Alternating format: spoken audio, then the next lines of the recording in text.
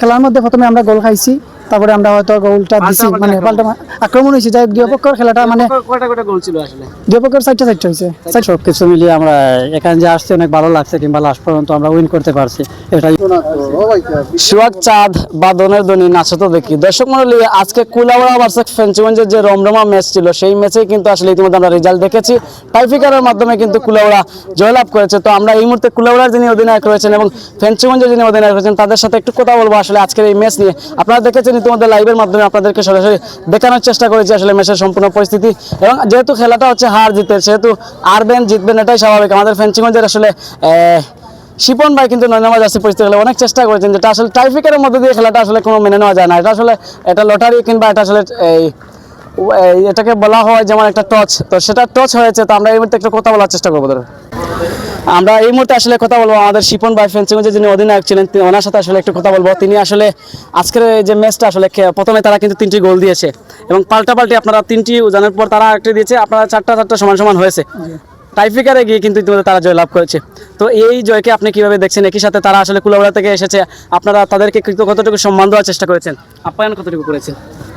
আসসালামু আলাইকুম। আসলে মূলত খেলাটা হয়েছে কি একটা আনন্দ, আর খেলার মধ্যে হার জিতিটা আছে অবশ্যই স্বাভাবিক। আর যেহেতু তারা কুলাউড়া থেকে এসেছে, আমরা ফেঞ্চুগঞ্জের মানুষ, আমরা চাইছি তারা ভালো একটা সুন্দর খেলা দিতাম, সুন্দর একটা খেলা উপভোগ দিতাম।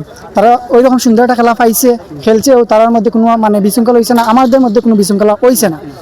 যাই হোক, খেলার মধ্যে প্রথমে আমরা গোল খাইছি, তারপরে আমরা হয়তো গোলটা দিছি, মানে পাল্টা আক্রমণ হয়েছে, যাই হোক দুই পক্ষের খেলাটা মানে কয়টা গোল ছিল আসলে? দুই পক্ষের 4টা হয়েছে, 4টা মূলত ড্র হয়েছে, পরে টাইব্রেকারে মানে ম্যাচটা শেষ হয়েছে। টাইব্রেকারে তো প্রথমবার সমান সমান, জি প্রথমবার দুইটা গোল হয়েছে, আর পরেরটা একটা করে গোল মানে গোল হয়েছে ড্র হইয়া, তারপরে লাস্টের একটা গোল আর একটা আমরা হইছে না, মিশে গেছে, আমরা ম্যাচটা হারছি। আর তারা পরিশেষে আসলে তাদেরকে ধন্যবাদ জানাবেন কি, তারা আসলে যেহেতু ফেঞ্চুগঞ্জে এসেছে কুলাউড়া থেকে, তারা ঠিক আছে এত দূর থেকে আইছে, তারাও ভালো লাগছে, তারা নেক্সটে আবার আইতে চাইবো, যেহেতু তারা পরিবেশটাও ভালো লাগছে, ইনডোরটাও ভালো লাগছে। আমাদের নতুন ফেঞ্চুগঞ্জের মাঝে নাম করা একটা ইনডোর হয়েছে, নতুন ইনডোর হয়েছে।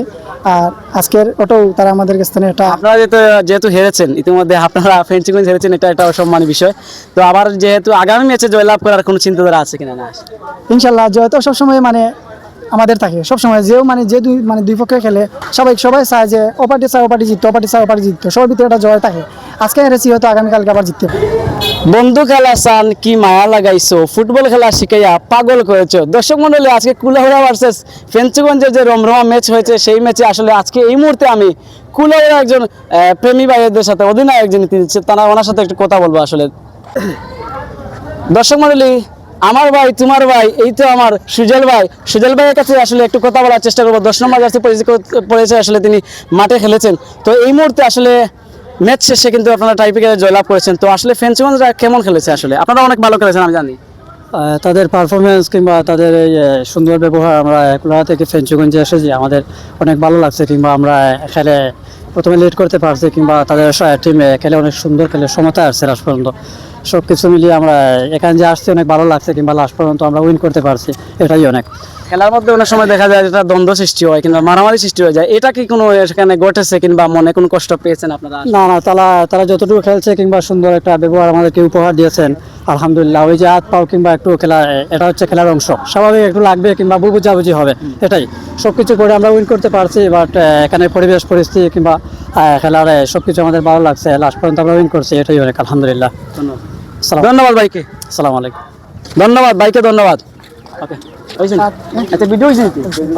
দর্শক মন্ডলী, আমরা এবারে একটু জাহিদুল ভাইয়ের সাথে কথা বলবো। তিনি দর্শক সারিতে বসে আসলে সম্পূর্ণ খেলা দেখেছেন। আসলে এই খেলার পরস্পর যে মোকাবেলাটা হয়েছে, ওনার কাছে আসলে একটু জানতে চাই খেলাটা আসলে আপনার কাছে কেমন লেগেছে, এবং তারা আসলে দুই দল কিভাবে খেলেছে আসলে। আসলে খেলাটা আমাদের খুব ভালো লাগছে, যেহেতু আমি শুরু থেকে শেষ পর্যন্ত দেখেছি, দু টিম ভালো খেলেছে। যেহেতু টাইব্রেকারের মধ্যে আসছে, সেখানে আসলে এক টিম হারতে হবে, এক টিম জিততে হবে। খেলা এটা হইলো একটা খেলার অংশ, যেহেতু দু টিম তো আর উইন হওয়া যাবে না, যে কোনো এক টিম উইন হতে হবে। মানে দুই টিমও ভালো খেলেছে, অত্যন্ত মানে আমরা খেলাটা উপভোগ করছি খুব আনন্দের সাথে। দর্শক, আজকে এই ছিল সেকেন্ড রাউন্ড সিলেট থেকে আপনাদের সর্বশেষ পরিস্থিতি জামান স্পোর্টস এরিনা থেকে আপনাদেরকে আসলে ফেঞ্চুগঞ্জ ও কুলাউড়ার যে আসলে রমরমা ম্যাচের লাস্ট মুহূর্তে, যেটা টাইফিকারের মধ্য দিয়ে ইতিমধ্যে কুলাউড়া জয়লাভ করেছে, সেটা আসলে এই মুহূর্তে আমরা আসলে কথা বলেছি, তাদের সাথে কথা বলে যেটা আসলে পেলাম আপনাদেরকে দেখানোর চেষ্টা করেছি। এবং একই সাথে আমরা নেক্সট টাইম আগামীতে অবশ্যই আসবো আপনাদের সেকেন্ড রাউন্ড সিলেট থেকে। সবাইকে শুভেচ্ছা জানিয়ে আসলে পেজটাকে ফলো দিয়ে রাখার জন্য এবং ভিডিওটাকে শেয়ার করার জন্য বিনীত অনুরোধ জানিয়ে আপনাদের কাছে আজকে বিদায় নিচ্ছি। খুদা হাফেজ।